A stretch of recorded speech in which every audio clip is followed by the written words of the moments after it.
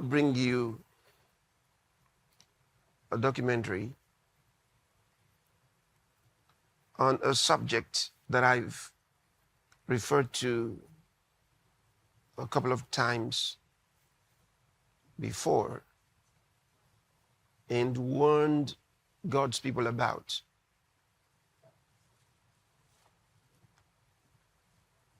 Because you have to understand the kind of deception that's out there in the world today.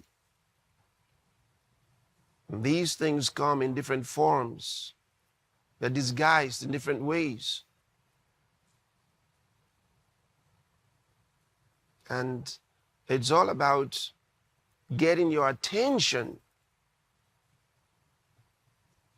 in the direction of Satan's agenda.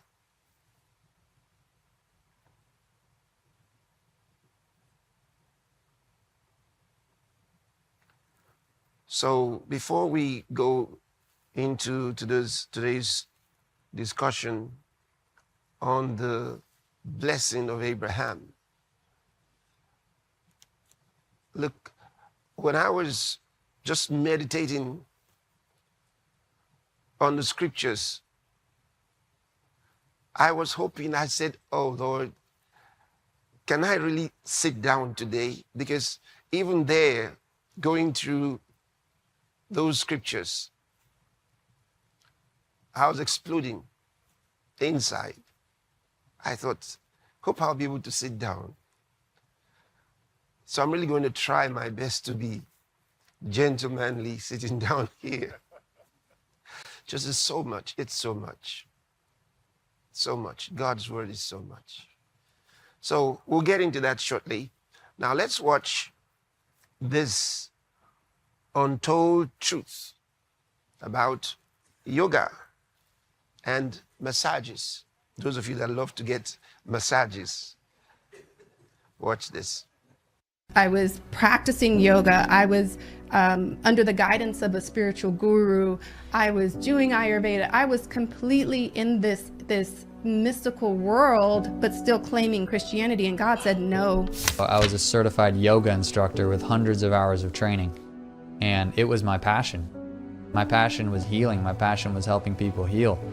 And little did I know I was deceived, and not until I was saved by Jesus Christ. Our world has been deceived for so long, for many years. This is the reason you find that the people who are trying to get cured of a certain condition, but the treatment perpetuates the condition, and they don't know it.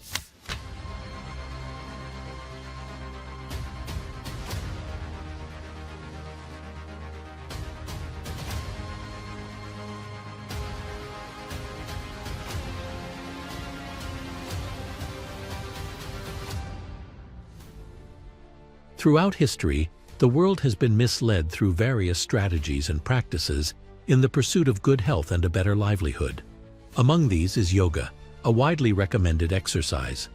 However, many unknowingly Yoked with the universal consciousness. It's all about merging your soul with the universal consciousness. Yoga is a Hindu ritual. The word yoga means to marry, to connect, to unite, to combine, to become one with. That's what yoga means, to yoke with. And also, basically, yoga is sun worship. It is actually a spiritual trap to lure people into worshipping false gods. And the word yoga means to be yoked with, to be united with. And here's where the deception comes in. Some will say it will bring you closer to God.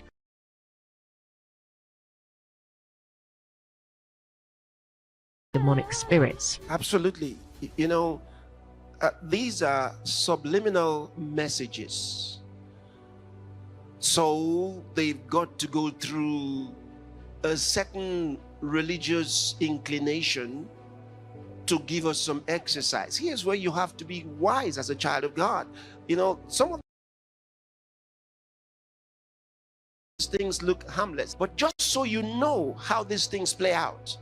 So they hijack the exercises, call them yoga, and yoga has a connotation to a certain religious background. Well, first of all, this is idolatry, because those religions.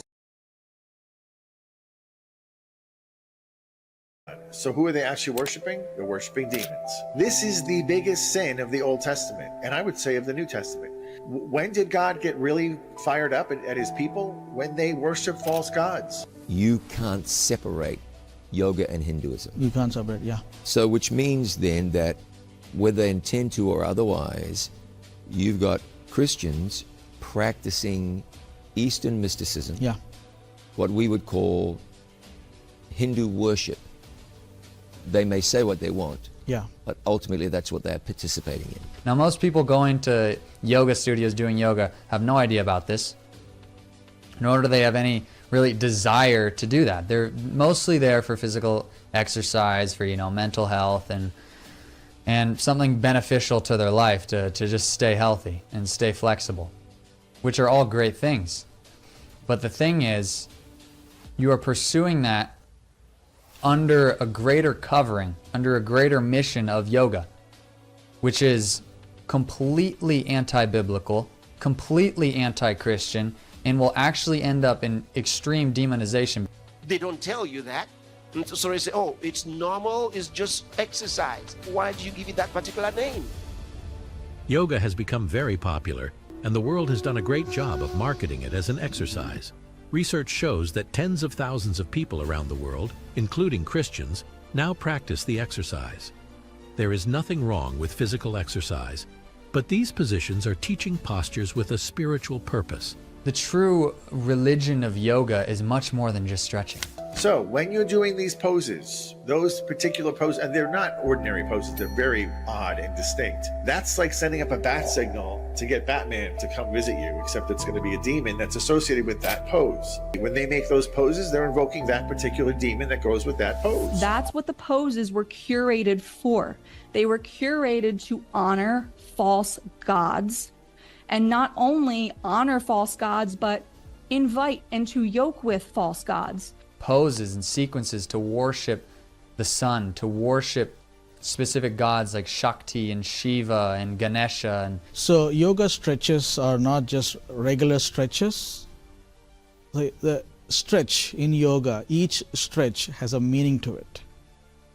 So for example, there's a pose called warrior pose, warrior 1, 2, and 3, okay? So in the warrior pose, the person stretches in certain angles. What they're doing is basically they are doing the act of beheading, which happens in Hindu mythology. That's one example. Okay. So the stretches have meaning, and the stretches have to be done in a certain sequence. You can't change the sequence. They have to be done in a certain sequential order in order to play out the Hindu story or the Hindu mythology. So yoga stretching is a Hindu ritual. It is a physical expression of worship. You can never separate yoga from Hinduism. It's not possible. The roots of yoga are intrinsically pagan. You can't go to a yoga class without having Hindu gods and goddesses all over the walls, without seeing a tarot deck in the corner, without a crystal here, a salt lamp there. Like it's riddled. It's like a demon cave every time you go into a yoga studio. Yoga is widely practiced for relaxation, stress relief, and physical exercise. However, many, including Christians, adopt it without considering its origins. That's where you start. You start with the beginning. Read the history of it. Who were they? What were they like? What were their pursuits? What were their motivations? Then you would know. That'll be easy for you to project that direction, where they're going, what they want to do. From the very beginning, it was a fraud. Yoga's roots trace back thousands of years in ancient India. Originally, it was a spiritual practice focused on meditation. It is not known when the tradition of yoga came into existence, but on the basis of Sankhya philosophy, Patanjali compiled the sutras with precise classifications, sequences, and logic. Ancient Indians had applied a unique technique for seeking knowledge. Here, the experimentation, testing, and observation were not performed externally, but inside the human body and mind. The process of concentrating the Chitta consciousness is yoga. Therefore, yoga in India left its mark on many philosophies, arts, and sciences. According to Hindu philosophy, the source of yoga is Shiva, but the main guru or the founder also, some people say father, some people say, is the serpent. And the serpent, according to Hindu teachings, mythology, serpent took the form of a human being. And he wrote 195 aphorisms, means wise sayings. So all of yoga will fit into that 195 wise sayings that supposedly this wise serpent wrote. And that is the foundation of all yoga practice. So if I'm a Christian and I'm reciting, let's say, Psalm 23 or Psalm 91, and I keep doing yoga stretches, then the stretches, I'm attributing it to serpent and the source Shiva. So it's got to have some root from somewhere. Then the next thing you know is you are having to say some words that you don't even know the meaning. You have to recite those words. Now you're talking to demons and you don't know. And there's a lot of people right now being demonized doing Christian yoga, having yoga at the church. And I had a pastor one time like, why are you talking about yoga? We have yoga at the church. And I'm like, dude, if you're having yoga classes at your church, you need to shut down your church. You are literally opening up a demonic portal, a demonic realm. So in our world today, we have to pray. See, I've told you what Satan does is he takes the good intentions of men and he forms evil things out of them, takes advantage of them and lures them into evil. And Jesus called Satan a murderer. Doctors now recommend yoga to their patients, and the United Nations has even introduced it to children in schools and colleges. On social media, over 60 million daily posts are related to yoga. In 2024, over 41 million yoga studio businesses existed in the United States, according to market research. Well, yoga promises the ability to be able to penetrate the spiritual worlds and to experience them. And so that was the attractiveness of it to me. Yeah. I wanted to know who I was, why I was alive, and most importantly, what the future held for me. You know, I want to have some level of peace of mind, you know, if work is so busy, things are so stressful. Because that's what yoga is being marketed as, sort of a health supplement to your lifestyle, you know? Sort of a healing, you know, modality to help you be more productive, to help you have better peace of mind, have better joy and happiness in life. You should not be seeking those things from yoga. You should seek them from Jesus Christ. Meanwhile, many unsuspecting Christians have fallen prey to this deception, experiencing not only physical decline, but also mental health disturbances. No one ever told me that I was participating in mysticism. I never got that option to say, yes, I'm in, or no, I'm good. Right. And there were many times on that yoga mat where I was shaking with euphoria, or I was sobbing, like, you know, and now I know I was manifesting, like I'm sobbing on the yoga mat, and I'm like, oh, I'm releasing, this is my release.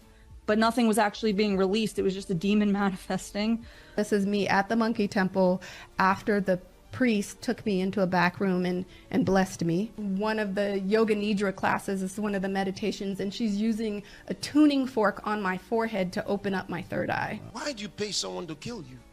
You know? You pay them to do all this stuff to you. It's amazing how we believe some stuff.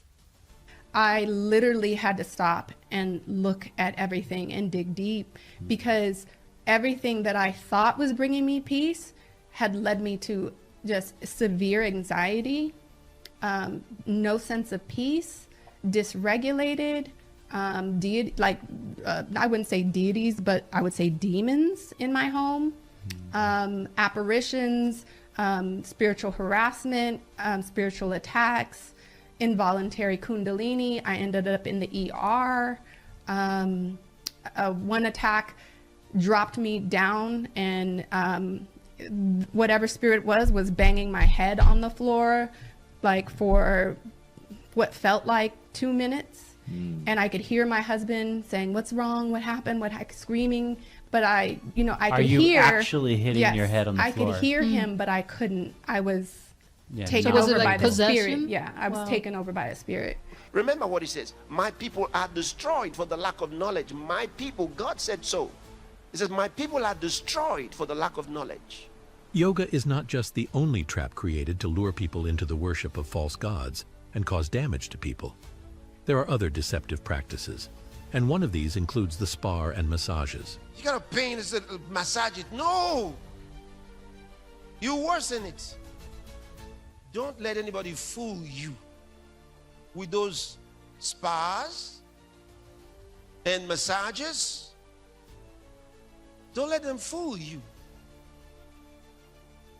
That is dangerous to health. A lot of people don't know where their pains came from. All the massaging they did to your neck and your hands and your feet and your back and all of that, tearing of the muscles, a lot of impact. Not good for you. Not good for you. At the moment, you feel it. It's like it's nice. At the moment. Ask any doctor who knows real science. He'll tell you that what I just told you is true. We're talking about massages. They feel great when you're getting them, but do they work? And most importantly, are they really good for you? Everybody's going to get some relief in stress reduction and in pain relief, of course. Dr. Shane McGee, a doctor of internal medicine at the Kelsey-Seybold Clinic, says the biggest benefits are for stress relief and pain control. Massage therapy reduces inflammation to the body, helping to control pain. But Dr. McGee says that is short-lived. We see a change in hormones. Your body produces different hormones in response to massage. We see blood flow, which is probably the most obvious one, I guess, when you're hammering out a muscle or a knot. Massage really helps in the short-term pain for sure. Chronic pain, it can help. If you have an infection, whether it be skin or in general, you should probably stay away.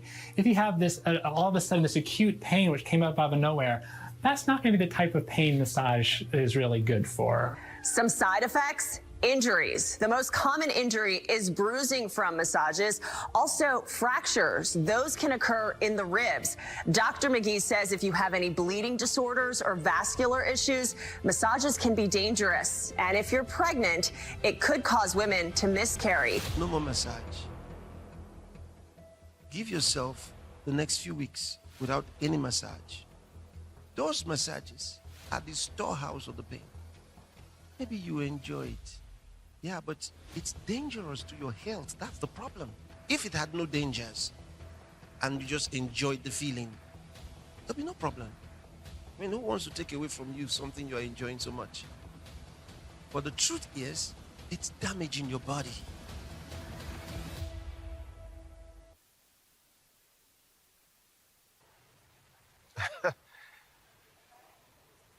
I hope you heard it. You may enjoy it for the moment, but at the end, you'll be a customer to the doctors. Not good.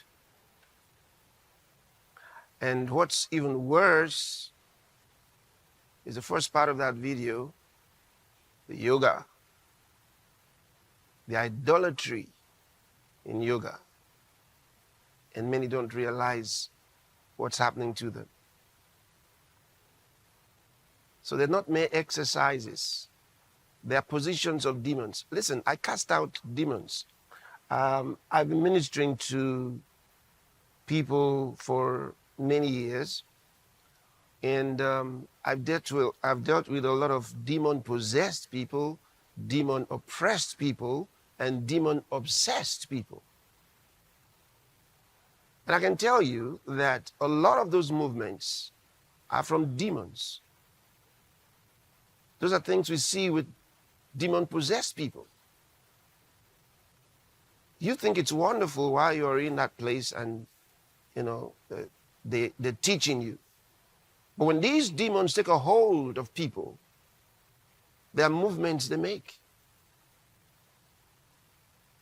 A lot of them are very much like what you just saw there.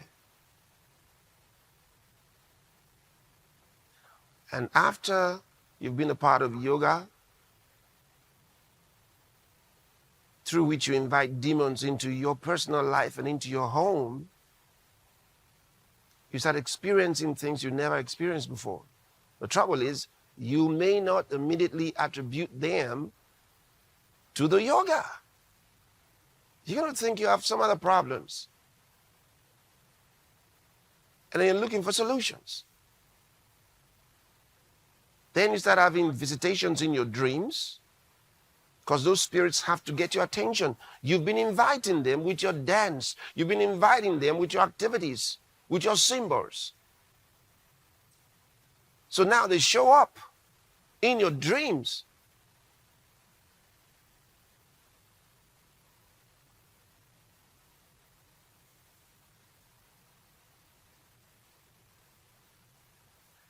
You have to be careful. The matter is not ended. I will discuss it further on some other occasion. Yes, sir. Until you stop doing it. Yes, sir. Yes, sir. Praise God. Wow. So let's go